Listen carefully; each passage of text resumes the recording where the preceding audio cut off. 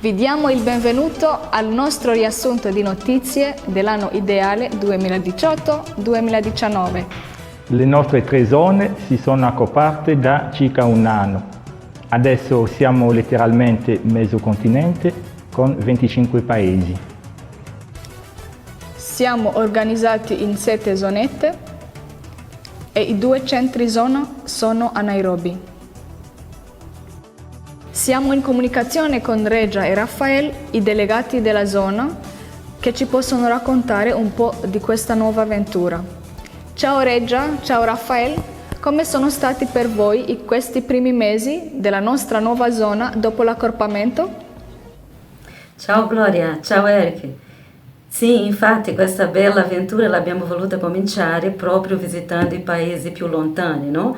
Così insieme a Agnes e Flavio siamo stati in Madagascar e anche in Angola e lì è stata una bella esperienza vedere ogni realtà illuminata da Gesù in mezzo. La provvidenza divina ha voluto che cominciamo questa nostra nuova avventura con un ritiro tutti insieme, Popi e Pope della zona, alla Mariapoli Piero a gennaio scorso. Ed è stata un'opportunità veramente eccezionale di iniziare partendo dall'unità. Era l'opportunità di conoscersi e di iniziare questo cammino insieme. Sappiamo che c'è stata anche in questo processo la partenza di Christine per il Paradiso. Ci potete raccontare un po' l'esperienza? L'esperienza con Cristina io la definirei veramente straordinaria, no? Perché da gennaio, quando Cristina ha saputo dell'aggravarsi della malattia, lei lo ha accolto con un amore così grande a Gesù abbandonato che ci ha trascinati tutti, no?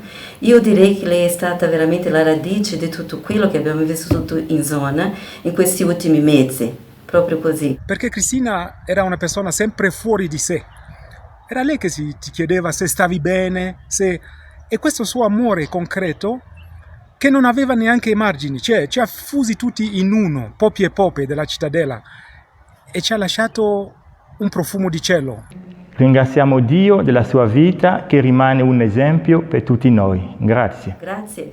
Una delle bellezze dei nostri paesi sono tanti che cercano, che vogliono approfondire l'ideale e cercare a raggiungerli rimane una sfida per tutti.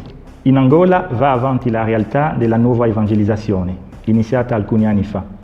Nei pressi del centro Mariapoli sono celebrate 2 messe domenicali, già che la parrocchia è un po' lontana. Questo servizio alla Chiesa è tanto apprezzata dalla Chiesa locale e di nuovo Vescovo si è recato 2 volte al centro Mariapoli negli ultimi mesi.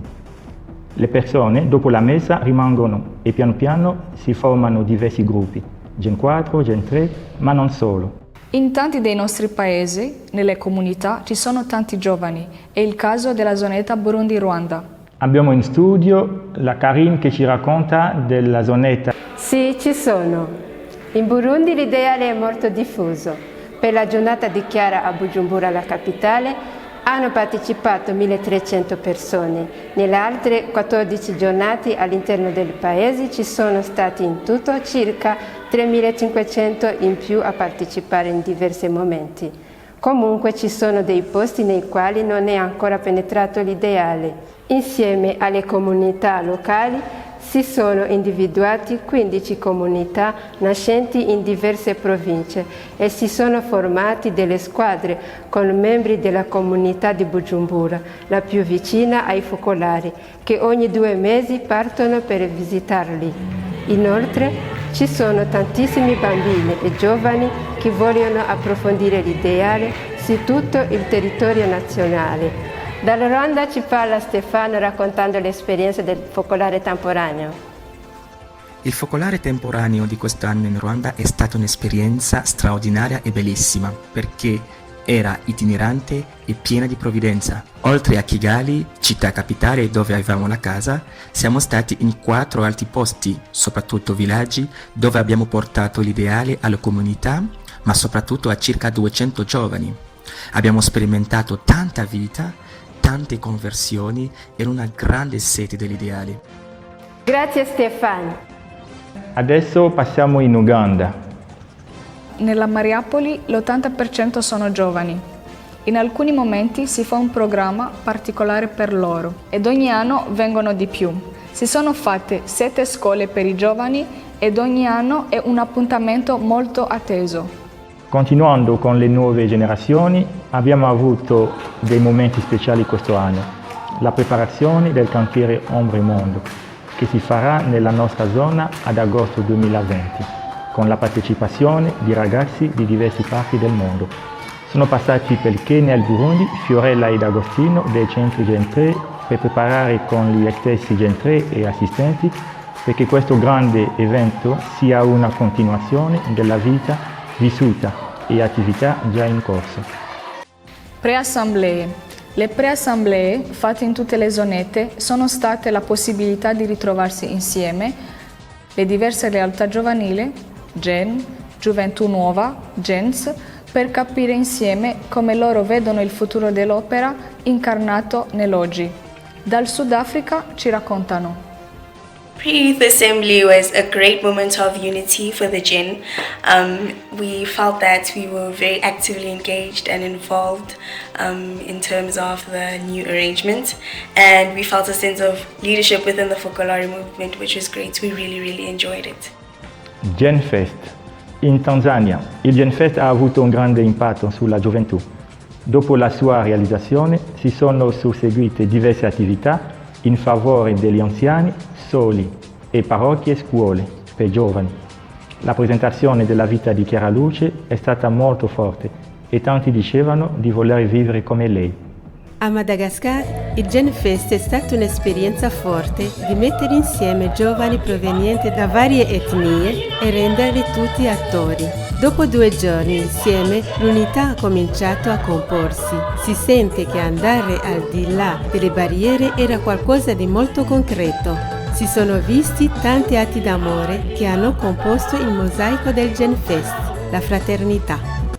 Dal 1 al 10 gennaio 2019 alla Mariapoli Piero, 107 giovani provenienti dall'Africa dell'Est e del Congo sono venuti con loro tutors per il primo corso do Together for a New Africa. L'impegno è quello di dare vita ad una nuova leadership fondata sull'amore e sul servizio. Il corso ha dato ai giovani tanta speranza e la forza di continuare nel loro cammino di futuri leaders. Settimana Mondo Unito. Nello Zambia abbiamo iniziato la nostra settimana Mondo Unito il 1 luglio in cui si celebra il giorno dell'unità nazionale, per noi molto significativo. Ci ha dato la gioia portare l'unità come ci ha insegnato Chiara, andando incontro ogni giorno a tanti che sono nel bisogno. Vi chiederete come va il focolare aperto da poco in Etiopia. Vediamo cosa ci dicono le pope. Abbiamo compiuto il nostro primo anno qua, per alcune dopo una lunga attesa per il visto. Adesso con Imma dalla Tanzania siamo in 4. Con gioia si sta rinnovando la vita di unità con le persone che hanno ricevuto l'ideale tanti anni fa da padre Claudio Altieri e da diversi popi e pope. La Mariapoli, che ha radunato un centinaio di persone di vari posti, era un momento di grande gioia, sia di ritrovarsi che di donare il carisma ai nuovi, tra cui tanti giovani. L'unità tra tutti, rinforzata in questa Mariapoli, ha dato il coraggio di affrontare la situazione dolorosa che è successa pochi giorni dopo. Dall'inizio siamo state accolte cordialmente dalla Chiesa, nella persona del cardinale Berhane Jesus e degli altri vescovi. Tra coloro i 3 hanno partecipato al primo incontro dei vescovi amici del movimento in Etiopia. Torniamo adesso in Kenya, dove la Mariapoli Piero ha ospitato 2 grandi incontri zonali che hanno segnato l'inizio del nostro, potremmo dire, mega accorpamento. Abbiamo già sentito di quello dei focolarini, ma c'è stato anche un incontro definito storico dell'umanità nuova. Florence, ci sei? Sì, ci sono. Potresti raccontarci un po' di questo incontro? Intitolato Together We Can, l'incontro zonale dell'umanità nuova, ha avuto circa 100 partecipanti di 12 paesi. Si sono affrontate diverse problematiche del mondo attuale. Poi la correlazione tra la filosofia dell'Ubuntu, la luce bianca e la nuova evangelizzazione e il loro impatto nella nostra vita è stata tra le riflessioni che ha toccato tutti. Un altro momento importante vissuto da Maria Polipiero è stata la visita di 4 giorni di un gruppo di 15 musulmani iraniani, docenti e studenti di una scuola di formazione di futuro imam, in cui Rida, Dr. Shomari, è docente a Ropiano, a Sofia. È stato un giorno di scambio profondo con gli abitanti della cittadella. Dicevano che a Tangaza University hanno fatto la teoria e alla Maria Polipiero l'hanno messa in pratica. Si vede, è stata una vera esperienza di dialogo. E della zonetta del Kenya, cosa potresti dirci? Abbiamo appena finito a Mariapoli, partecipata di più di 230 persone da tutte le parti del Kenya. Ora vi do il microfono. Grazie mille Florence. Come avete visto, nel nostro telegiornale non abbiamo parlato di tante sfide del nostro continente, di cui ci parlano tanti dei telegiornali, tipo la malattia, le guerre, la fame, mancanza di acqua. Non è perché non li vediamo. Certo li vediamo. Infatti abbiamo diverse opere sociali ed attività per andare incontro a queste sfide. Tante di queste sono fatte in collaborazione con AMMU e AFN Onulus, ma molte volte del nostro continente si fanno vedere solo i problemi. Noi questa volta abbiamo voluto mirare dalla nuvoletta, dove c'è la radice di tutte queste opere, perché senza la scelta di Dio, di ognuno di noi e la vita dell'opera nel suo insieme, nessuna attività sociale o di sviluppo avrebbe senso.